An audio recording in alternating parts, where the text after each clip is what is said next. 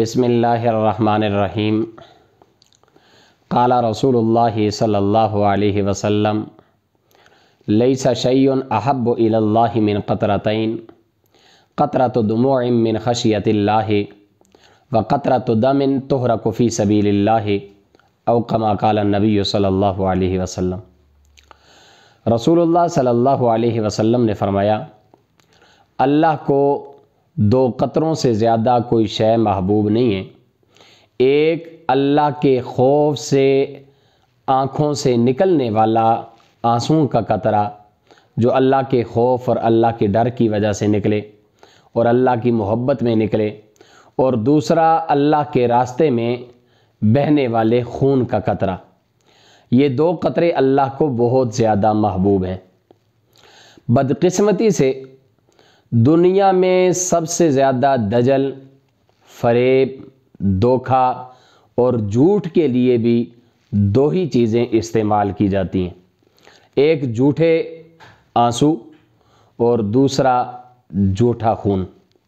میں اپنی اس بات پر قرآن مجید سے استدلال کروں گا۔ سورہ یوسف میں آتا ہے وَجَاءُوا أَبَاهُمْ عِشَاءً يَبْكُونَ۔ حضرت یوسف علیہ السلام کے بھائی جب اپنے بابا حضرت یعقوب علیہ السلام کے پاس آئے تو رات کو روتے ہوئے آئے۔ اب کیونکہ انہوں نے حضرت یوسف علیہ السلام کے ساتھ انہوں نے ظلم کیا تھا، حضرت یوسف علیہ السلام کو مارنے کی کوشش کی تھی، کنویں میں پھینکا تھا، اور جب والد کے پاس آئے تو روتے ہوئے آئے، وہ جھوٹے آنسو لے کر کے آئے۔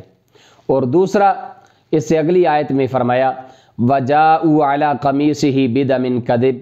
وہ حضرت یوسف علیہ السلام کا کرتا جھوٹے خون میں اس کے اوپر جھوٹا خون لگا کر کے اپنے باپ کے سامنے حضرت یعقوب علیہ السلام کے سامنے انہوں نے پیش کیا۔ تو جھوٹ جو سب سے اعلیٰ درجے کا بولا جاتا ہے، دنیا میں سب سے بڑا دجل اور فریب کے لیے جو چیز استعمال ہوتی ہیں وہ بھی یا تو جھوٹے آنسو استعمال ہوتے ہیں یا جھوٹا خون استعمال ہوتے ہیں۔ آج کے زمانے میں اگر دیکھا جائے تو ایک طبقے نے بھی انہی دو چیزوں کو جھوٹ کے لیے استعمال کیے۔ حضرت حسین رضی اللہ تعالیٰ عنہ سے جھوٹی محبت کو ثابت کرنے کے لیے جھوٹے آنسو پیش کیے، اور اسی طرح حضرت حسین رضی اللہ تعالیٰ عنہ کی یوم شہادت پر جھوٹا خون پیش کیا۔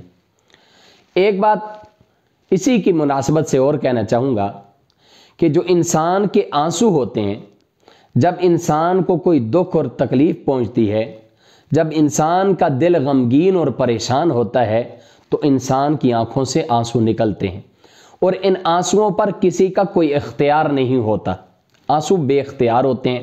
اور اگر آنسو بے اختیار نہ ہوں بلکہ اختیاری ہوں تو پھر یہ آنسو سچے نہیں ہوتے، جھوٹے ہوتے ہیں۔ آنسو بے اختیار ہوں تو وہ کسی بھی دکھ اور پریشانی اور مصیبت میں نکل جاتے ہیں۔ نبی پاک صلی اللہ علیہ وسلم کے صاحبزادے حضرت ابراہیم رضی اللہ تعالیٰ عنہ کا انتقال ہوا تو آپ صلی اللہ علیہ وسلم بھی روئے، لیکن یہ رونا اور آنسوؤں کا نکلنا یہ انسان کے اختیار میں نہیں ہوتا، اور اس کی نشانی اور علامت یہ ہوتی ہے کہ انسان اچانک رو پڑتا ہے کسی بھی واقعے پر۔ لیکن جب پہلے سے ٹائم طے ہو، وقت طے ہو کہ فلاں وقت ہم سارے جمع ہوں گے اور فلاں بزرگ کے غم میں ہم روئیں گے، آنسو بہائیں گے، تو پھر یہ آنسو بے اختیاری نہیں ہوں گے بلکہ اختیاری ہوں گے، اور یہ سچے نہیں ہوں گے بلکہ جھوٹے ہوں گے۔ الفاظ کے پردے میں جن سے مخاطب ہوں وہ جان گے ہوں گے کیوں نام لیا جائے۔